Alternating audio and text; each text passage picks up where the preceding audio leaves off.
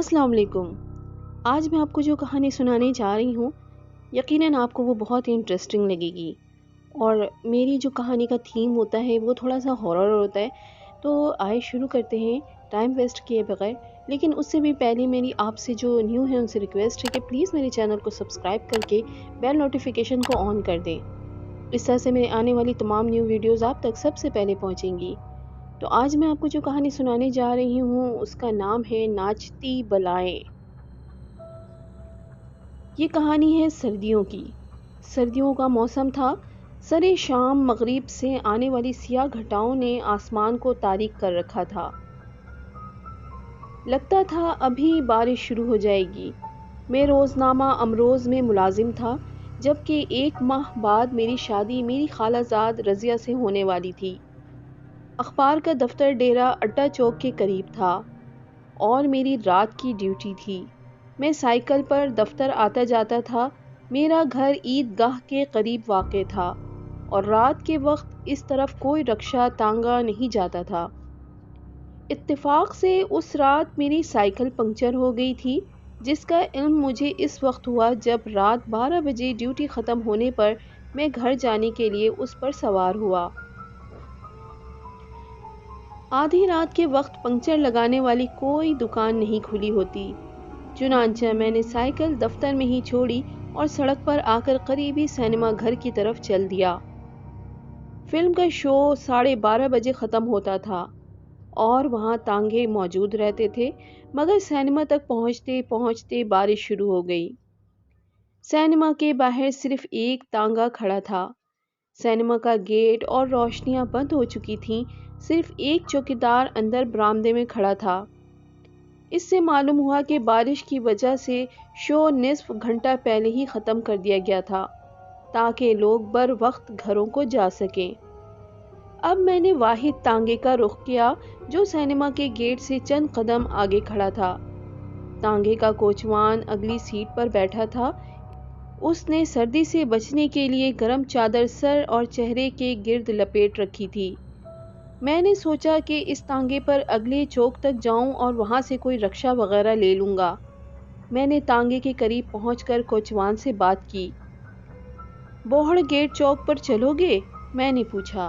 بیٹھو جناب، کرایہ 5 روپے ہوگا، کوچوان نے مڑے بغیر کہا۔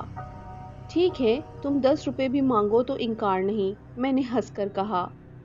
پھر تانگے کی پچھلی سیٹ پر بیٹھ گیا۔ تانگا چل پڑا۔ آگے حسن پروانہ کا قبرستان تھا جو سڑک کے دونوں جانب دور تک پھیلا ہوا تھا۔ بارش کی وجہ سے سڑک کے کھمبوں پر نصب روشنیاں بند تھیں۔ اندھیرے میں تانگا قبرستان سے گزرنے لگا تو اچانک بائیں جانب سے گانے بجانے کی آوازیں آنے لگیں اور کوچوان نے تانگا روک لیا۔ کیا بات ہے، تم کیوں رک گئے؟ میں نے کوچوان سے پوچھا۔ باؤ جی، مرشد سائیں کا عرس ہو رہا ہے، اس کے مزار پر قوالی ہو رہی ہے، کوچوان نے کہا۔ ہاں، آواز تو آ رہی ہے، میں نے آواز کی سمت دیکھ کر کہا، لیکن ادھر تو اندھیرا ہے۔ مرشد کا مزار اس طرف قبرستان کے آخری حصے میں ہے، یقیناً وہاں چراغوں کی روشنی ہوگی، لیکن درمیان میں گھنے درختوں کی وجہ سے نظر نہیں آ رہی۔ آپ یہاں ٹھہرے، میں چند منٹ قوالی سن کر آ جاؤں گا، کوچوان نے کہا اور تانگے سے اتر گیا۔ شریف آدمی، پہلے مجھے اگلے چوک پر تو پہنچاؤ، پھر آ کر قوالی سن لینا، میں نے غصے سے کہا۔ نہیں باؤ جی، اتنی دیر میں تو قوالی ختم ہو جائے گی، کوچوان نے کہا۔ آپ اگر چند منٹ انتظار نہیں کر سکتے تو پیدل چلے جائیں، میں تو قوالی سن کر ہی جاؤں گا، ورنہ مرشد ناراض ہو جائیں گے۔ میں تو کہتا ہوں آپ بھی آ جائیں، ثواب ہوگا۔ نہیں شکریہ، تم ہی ثواب کماؤ، میں نے جل کر کہا۔ کوچوان کچھ نہ بولا اور سڑک پار کر کے قبرستان میں داخل ہو گیا۔ چند لمحوں بعد وہ میری نگاہوں سے اوجھل ہو گیا اور میں سردی میں ٹھٹھرتا ہوا اس کا انتظار کرنے لگا۔ میری مجبوری تھی کہ میں بارش میں پیدل چوک تک نہیں جا سکتا تھا۔ چند منٹ بعد بارش رک گئی اور میں کوچوان کی واپسی کا انتظار کرتا رہا۔ کافی دیر گزر گئی اور کوچوان واپس نہ آیا۔ قوالی کی آواز مسلسل آ رہی تھی، لیکن مجھے لگتا تھا ادھر قوالی کے بجائے گانا بجانا ہو رہا ہے۔ میں اکتا گیا تو خیال آیا کہ خود جا کر کوچوان کو بلا لاؤں۔ چنانچہ میں تانگے سے اترا اور اس طرف چل پڑا جدھر کوچوان گیا تھا۔ سڑک پار کر کے میں قبرستان میں داخل ہوا اور اونچی نیچی قبروں کے درمیانی راستے پر آگے بڑھنے لگا۔ کچھ دیر میں درختوں کے جھنڈ کے قریب پہنچا تو مجھے دوسری طرف ہلکی روشنی دکھائی دی۔ میں درختوں کے جھنڈ کے گرد گھوم کر دوسری طرف پہنچا تو بے اختیار اچھل پڑا۔ اس طرف چند قبروں پر چراغ جل رہے تھے، ان کی روشنی میں 15-20 افراد ناچ گا رہے تھے۔ 2 افراد ڈھولکیاں بجا رہے تھے۔ حیرت کی بات یہ تھی کہ ان سب نے سفید لباس پہن رکھے تھے۔ اسی لمحے مجھے کوچوان کی آواز سنائی دی، باؤ جی آگے آ جائیں اور قوالی کا لطف اٹھائیں۔ میں نے آواز کی سمت دیکھا تو مجھے کوچوان نظر نہ آیا۔ بہرحال میں آگے بڑھا اور ناچنے والوں کے قریب پہنچا۔ تب انہیں دیکھ کر میں خوف زدہ ہو گیا۔ ان کے سفید لباس اصل میں کفن تھے۔ ان کے چہرے سفید تھے جیسے انہوں نے اپنے چہروں پر سفیدی کرا رکھی ہو۔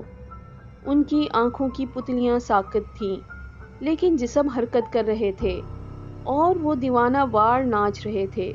یہ سمجھ کر کہ وہ کفن پوش اصل میں مردہ لاشیں ہیں، مجھ پر دہشت طاری ہو گئی۔ میں نے اپنی جگہ سے پیچھے ہٹنے کی کوشش کی تو ناکام رہا۔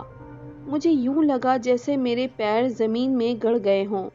میں نے اپنے پیروں پر نظر ڈالی تو میرے منہ سے بے اختیار چیخ نکل گئی۔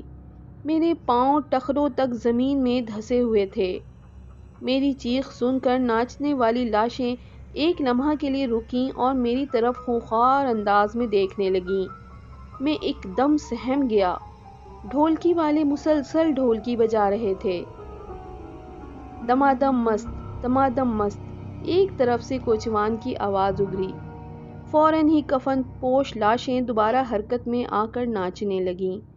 میں دہشت زدہ نگاہوں سے لاشوں کا ناچ بھی دیکھ رہا تھا اور زمین سے پاؤں باہر نکالنے کے لیے بھی زور لگا رہا تھا، لیکن یوں لگتا تھا جیسے زمین نے میرے پاؤں پکڑ رکھے ہوں۔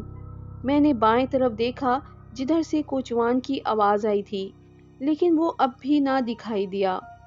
حیرت کی بات یہ تھی کہ لاشوں کا ناچ دیکھنے کے لیے میرے سوا وہاں کوئی شخص نہ تھا، حالانکہ وہاں بے شمار لوگوں کی موجودگی محسوس ہو رہی تھی۔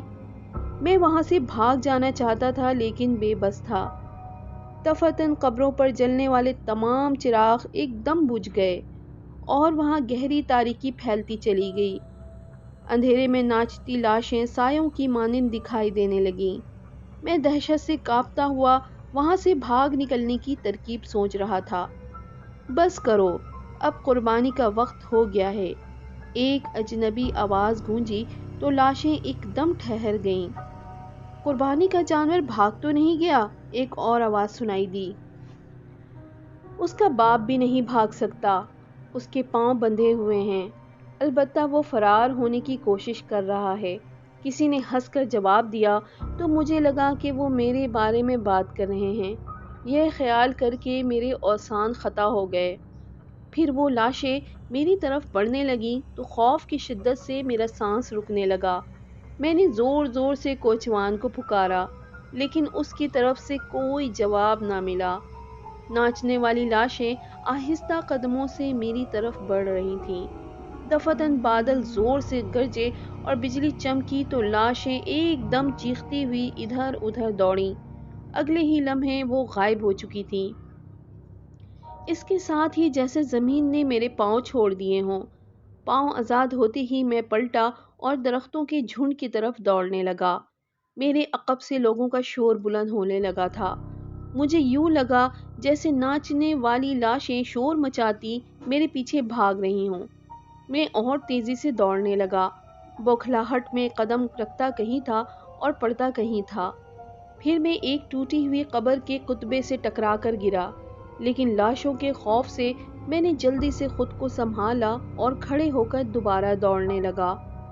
گرتا پڑتا قبرستان سے نکل کر میں سڑک پر پہنچا تو وہاں تانگا موجود تھا اور اس میں کوچوان بیٹھا تھا۔ میں تیزی سے پچھلی سیٹ پر بیٹھا اور ہانپنے لگا۔ آپ کہاں چلے گئے تھے باؤجی؟ میں 1 گھنٹے سے آپ کے انتظار میں خوار ہو رہا ہوں، کوچوان نے شکایتی انداز میں کہا۔ میں تمہارے پیچھے گیا تھا جہاں تم قوالی سننے گئے تھے، میں نے ہانپتے ہوئے غصے سے کہا۔ قوالی؟ کوچوان نے حیرت زدہ لہجے میں کہا۔ کہاں تھی قوالی؟ ادھر جہاں سے گانے بجانے کی آواز آ رہی تھی، میں نے ہاتھ سے اشارہ کرتے ہوئے کہا۔ اچھا سمجھ گیا، ادھر سے اکثر آدھی رات کے بعد گانے بجانے کی آواز آتی ہے، لیکن میں وہاں کبھی نہیں گیا، کوچوان نے کہا۔ مجھے قبروں سے ڈر لگتا ہے۔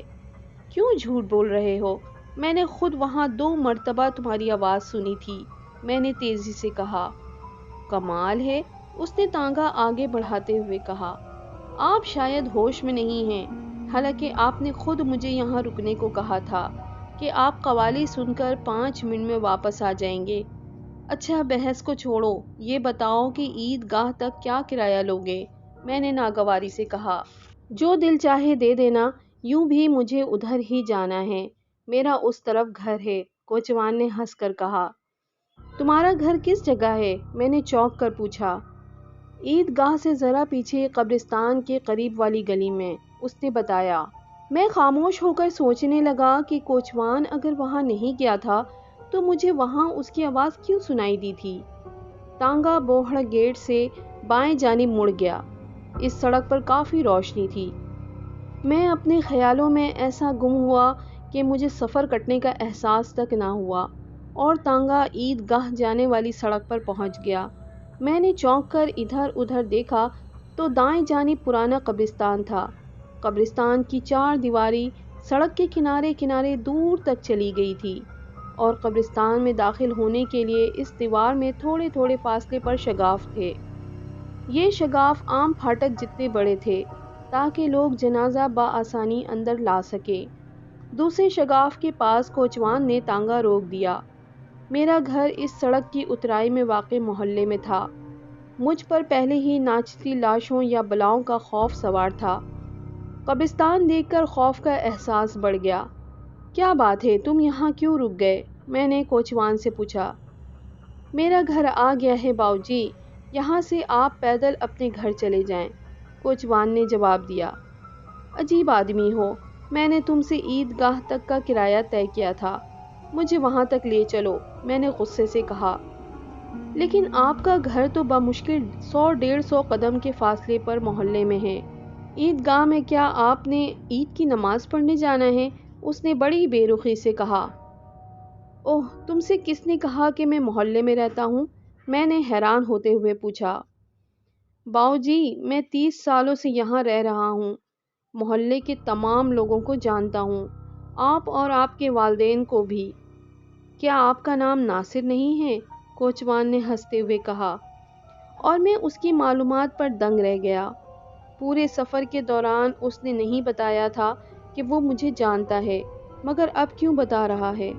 میں یہی سوچ رہا تھا کہ کوچوان تانگے سے اترا اور اس نے مجھ سے کہا، گھوڑا تھک گیا ہے، چلیے میں آپ کو پیدل آپ کے گھر تک پہنچا آتا ہوں۔ میں چونکہ اکیلا آگے جانے سے ڈر رہا تھا، اس لیے اس کے ساتھ جانے کا فیصلہ کر کے تانگے سے اترا تو وہ قبرستان کی طرف بڑھا۔ ادھر سڑک کی طرف سے چلو، میں نے جلدی سے کہا۔ آپ کا گھر مشرق کی طرف جانے والی پہلی گلی کے اختتام پر ہے، اس طرف سے شارٹ کٹ سے ہم جلدی وہاں پہنچیں گے۔ پھر میں نے گھر میں اپنے بیٹے کو بھی ہدایت کرنی ہے کہ وہ تانگے سے گھوڑا کھول کر گھر لے آئے۔ آئیے۔ میں مجبوراً اس کے ساتھ قبرستان کے دروازہ نما شگاف کی طرف بڑھا اور ہم قبرستان میں داخل ہو گئے۔ قبرستان میں بھی سناٹا تھا، لیکن جگہ جگہ بجلی کے کھمبوں پر بلب جل رہے تھے۔ میونسپل کمیٹی نے روشنی کا انتظام اس لیے کیا تھا کہ رات کو میت دفنانے والوں کو دشواری نہ ہو۔ کوچوان میرے آگے آگے قبروں کے درمیانی راستے پر چل رہا تھا۔ میں خوفزدہ نگاہوں سے دائیں بائیں دیکھتا ہوا اس سے 2 قدم پیچھے چلتا ہوا سوچ رہا تھا کہ کوچوان کا گھر قبرستان میں کس جگہ ہوگا۔ چند لمحوں بعد بے خیالی میں میرا پاؤں کسی چیز سے ٹکرایا تو میں نے جھک کر دیکھا اور خوف سے میرے رونگٹے کھڑے ہو گئے۔ وہ کسی مردے کی استخوانی کھوپڑی تھی جو میری ٹھوکر لگنے سے ایک قدم آگے جا پڑی تھی۔ میں نے گھبرا کر کوچوان کی طرف دیکھا اور بے اختیار اچھل پڑا۔ کوچوان غائب تھا، نہ جانے وہ کس طرف چلا گیا تھا۔ میں نے ادھر ادھر دیکھا مگر کوچوان کا دور دور تک نام و نشان نہ تھا۔ میں قبرستان کی تقریباً وسط میں کھڑا تھا۔ اچانک مجھے کچھ فاصلے سے کسی کی ہلکی سی آواز سنائی دی۔ میں نے اس طرف دیکھا تو چند قدم کے فاصلے پر ایک چار دیواری دکھائی دی۔ بعض لوگ اپنے کسی عزیز کی میت دفنانے کے بعد قبر کے گرد کشادہ چار دیواری بنا دیتے ہیں تاکہ خاندان میں آئندہ مرنے والوں کو اسی احاطے میں دفن کیا جا سکے۔ مقصد یہی ہوتا ہے کہ پورے خاندان کی قبریں ایک ہی جگہ پر ہوں۔ اس قبر پر گنبد والا مزار تعمیر کیا گیا تھا اور اس میں چراغ کی روشنی دکھائی دے رہی تھی۔ عورت کی آواز اسی طرف سے آئی تھی۔ مجھے خیال آیا کہ شاید کوچوان اس مزار نما قبر کے احاطے میں رہتا ہو۔ میں اس احاطے کی طرف بڑھا ہی تھا کہ اس احاطے کے دروازے سے چند برقع پوش عورتیں نکل کر میری طرف بڑھنے لگیں۔ انہیں دیکھ کر مجھے حیرت ہوئی اور میں رک گیا۔ وہ عورتیں مجھ سے چند قدم کے فاصلے پر رک گئیں۔ ارے یہ کتنا بے شرم آدمی ہے، ہمارا راستہ روک کر کھڑا ہے، ایک عورت نے غصیلے لہجے میں دوسری عورتوں سے کہا۔ ابھی اسے سیدھا کرتی ہوں، دوسری عورت نے کہا۔ دوسرے ہی لمحے انہوں نے اپنے چہروں سے نقاب اتارے اور میری طرف بڑھیں۔ ان کے چہرے دیکھ کر میں دہشت زدہ ہو گیا۔ ان کی شکلیں انتہائی بھیانک تھیں، وہ عورتوں کے بجائے آدم خور بلائیں لگتی تھیں۔ میں خوف کی شدت سے چیختا ہوا پلٹ کر دوڑنے لگا۔ میں جان بچانے کے لیے قبروں کو پھلانگتا ہوا قبرستان سے نکلا اور سڑک پر آیا تو کوچوان کا تانگا غائب تھا۔ میں سڑک پر اپنے گھر کی طرف دوڑنے لگا۔ مجھے بلاؤں کا شور سنائی دے رہا تھا لیکن میں نے پلٹ کر نہ دیکھا اور اپنے گھر کی گلی میں داخل ہو گیا۔ مجھے لگ رہا تھا کہ بلائیں مسلسل میرے پیچھے دوڑ رہی ہیں۔ میں چیختا ہوا اپنے گھر کے دروازے پر پہنچا۔ اسی لمحے میری چیخیں سن کر میرے والد نے دروازہ کھول دیا۔ کیا ہوا کیا ہوا؟ انہوں نے مجھے دیکھ کر تیزی سے پوچھا۔ بلائیں میرے پیچھے آ رہی ہیں، میں نے چیختے ہوئے کہا اور بے ہوش ہو کر دروازے میں ہی گر گیا۔ ہوش آیا تو میں اپنے بستر پر پڑا تھا، والدین میرے قریب ہی بیٹھے تھے۔ کیا بلائیں چلی گئیں؟ میں نے خوف سے ہکلاتے ہوئے پوچھا۔ کون سی بلائیں بیٹا؟ والد نے حیران ہو کر پوچھا۔ وہی جو قبرستان میں مجھے دیکھ کر میرے پیچھے بھاگتی ہوئی گھر تک آئی تھیں، میں نے کہا اور سارا واقعہ بیان کر دیا۔ لا حول ولا قوت، والد نے برا سا منہ بنا کر کہا۔ ارے بیٹا، آج تو تمہاری چھٹی تھی اور تم دفتر گئے ہی نہیں تھے۔ یہ سن کر مجھے ہنسی آ گئی۔ والد صاحب درست کہہ رہے تھے، شاید میں نے کوئی بھیانک خواب دیکھا تھا۔